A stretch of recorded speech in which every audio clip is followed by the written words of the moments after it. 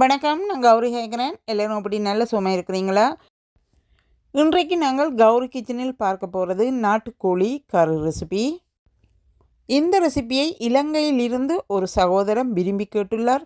அவருக்காகவும் என்னுடைய எல்லா ஃப்ரெண்ட்ஸுக்காகவும் இந்த ரெசிபியை நான் இப்போது உங்களுக்கு தரப்போகிறேன். சுவையும் ஆரோக்கியமும் நிறைந்த இந்த கோழிக்கறி ரெசிபியை இப்போது எப்படி சமைப்பது என்பதை பார்ப்போம் வாங்க.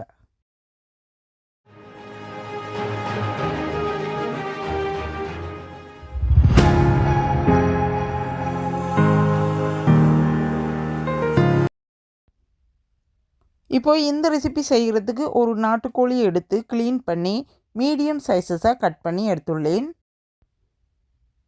1 table spoon ginger garlic paste வந்து ஹோம் மேட், அது நான் மேக் பண்ணினது. உப்பு ஒரு டேபிள் ஸ்பூன் சேர்க்குறேன். நீங்கள் உங்களுக்கு தேவையான அளவுக்கு சேர்த்துக்கொள்ளுங்கள். ஒரு ஹோல் சிக்கன் அண்டபடியினால் ஒரு டேபிள் ஸ்பூன் சேர்த்துருக்கிறேன்.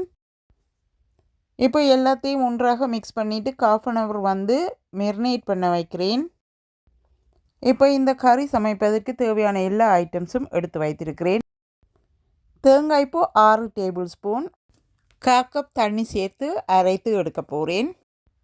இப்போ இந்த கறி சமைப்பதற்கு 1 டேபிள் ஸ்பூன் வெந்தயம் வறுத்தெடுக்க போகிறேன்.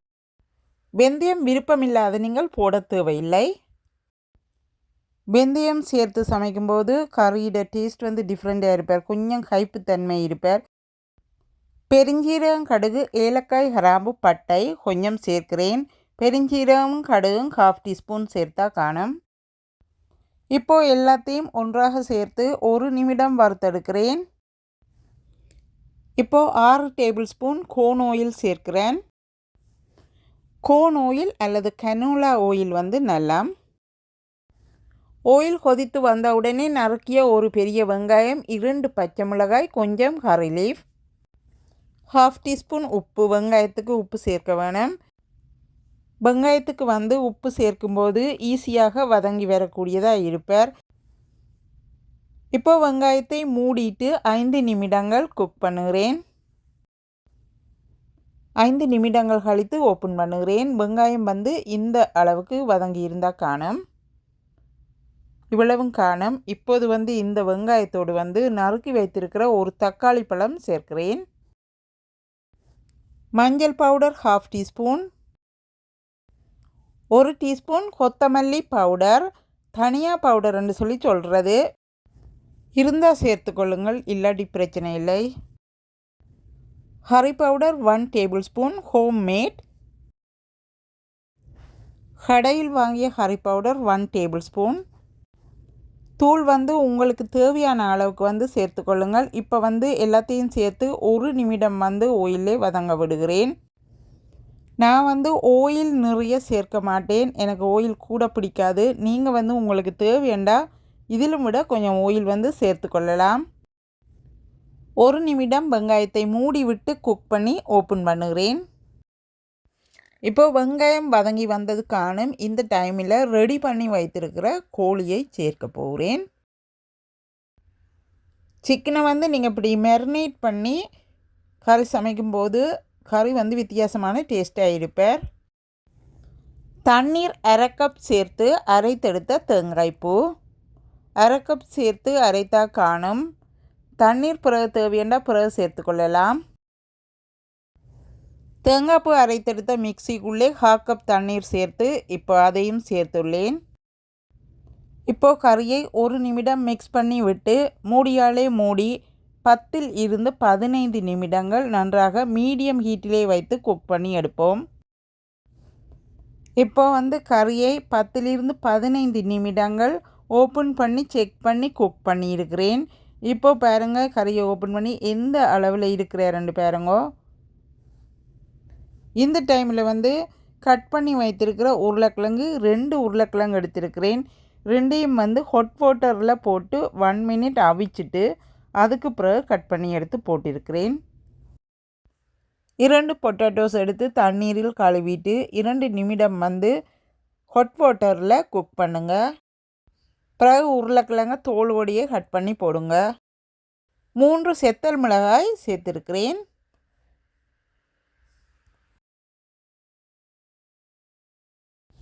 இப்போது கறியை மறுபடியும் மூடிட்டு 10 நிமிடம் மீடியம் ஹீட்டில் குக் பண்ணுவோம்.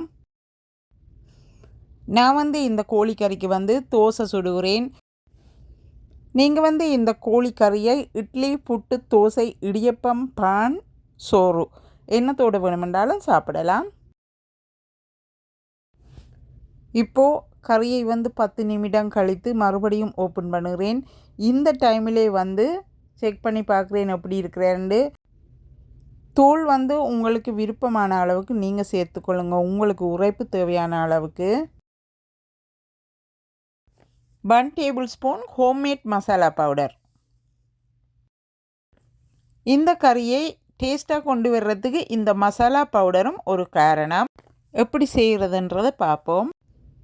இந்த மசாலா பவுடர் ஏலக்காய், கிராம்பு, பட்டை, பெருஞ்சீரகம், பைனாப்பிள் ஃப்ளவர், கறி லீஃப், மிளகு, நச்சீரகம், கொத்தமல்லி இவை எல்லாத்துலேயும் 2 டேபிள் ஸ்பூன் கணக்கில் எடுத்து நீங்கள் வறுத்து அரைத்து எடுக்க வேணும். இப்போது கறியை மூடிட்டு லோ ஹீட்டிலே விட போகிறேன். மசாலா பவுடர் போட்டதின் பிறகு கறியை மூடிட்டு 2 நிமிடங்கள் லோ ஹீட்டிலே விடுங்க. இந்த பாருங்க கறி எப்படி வந்திருக்கிறாருன்னு சொல்லி. இப்போ இந்த கறிக்கு ஒரு தாளித்து ஊற்ற போகிறேன். 3 பச்சை மிளகாய் கீறி போட்டு, கொஞ்சம் கறி லீஃப், 1 டேபிள் ஸ்பூன் பெருஞ்சீரகம் இவைகள் எல்லாவற்றையும் ஒன்றாக சேர்த்து 2 டேபிள் ஸ்பூன் ஆயிலே தாளித்தெடுத்து ஊற்றியுள்ளேன். இப்போ கறி பாருங்க எப்படி இருக்கிறாருண்டு. நான் நிறைய ஆயில் சேர்க்கையில். ஆயில் தினமும் நிறைய சேர்த்து சமைத்து சாப்பிட இயலாது. ஆயில் அவ்வளோ நல்லமில்லை. அதனால் நான் கொஞ்சம்தான் சேர்ப்பேன். நான் தேங்காய் பால் சேர்த்து சமைக்கிறபடினால ஆயில் சரியாக குறைவாக தான் சேர்த்துக்கொள்ளுவேன். இப்போ சிக்கன் கறி ரெடி ஆகிட்டார். தேசிக்காய் புளி சேர்க்கும்போது கறி சூடாக இருக்கக்கூடாது, ஓரளவு சூடு குறைவாக இருக்க வேணும். கறி சூடாக இருக்கும்போது தேசிக்காய் புளி சேர்த்தால் அந்த தேசிக்காய் புளி தன்மை கறி சூட்டில் அவிந்துடுவார். புளி அவிந்ததாக இருந்தால் வித்தியாசமான டேஸ்ட்டாக இருப்பார். அதனால் கொஞ்சம் டைம் எடுத்து சேர்த்துக்கொள்ளுங்க.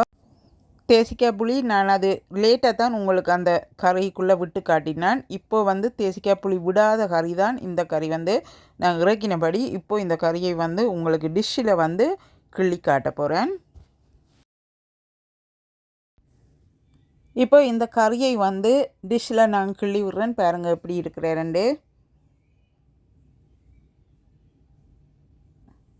இந்த பாருங்கள் சுட நான் கிள்ளி விடும்போது எந்த மாதிரி இருக்கிறேன் அந்த மாதிரி சூப்பராக சமைத்திருக்கிறேன். ஒவ்வொரு முறையும் நான் ஒரே மாதிரி சமைக்க மாட்டேன். ஒவ்வொரு ரெசிப்பியும் டிஃப்ரெண்ட்டாக சமைப்பேன். இது ஒரு ரெசிபி என்னுடையது. இந்த ரெசிபி உங்களுக்கு பிடித்திருந்தால் சமைத்து பார்த்து டேஸ்ட் பண்ணி பார்த்துட்டு தயவுசெய்து கமெண்ட்ஸ் பண்ணுங்கள். இந்த கறிக்கு தேவையான எல்லா ஐட்டம்ஸும் டிஸ்கிரிப்ஷனில் பாக்ஸில் கொடுத்து விடுவேன். நீங்கள் அதில் செக் பண்ணிக்கொள்ளுங்க. ஒன் ஸ்க்ரீன் வீடியோவிலையும் கொடுத்து விடுவேன். என்னுடைய எல்லா வீடியோஸையும் பார்த்து எனக்கு சப்போர்ட் பண்ணி கொண்டிருக்கிற எல்லா உள்ளங்களுக்கும் நன்றி சொல்லி விடைபெறுகிறேன். நன்றி, வணக்கம்.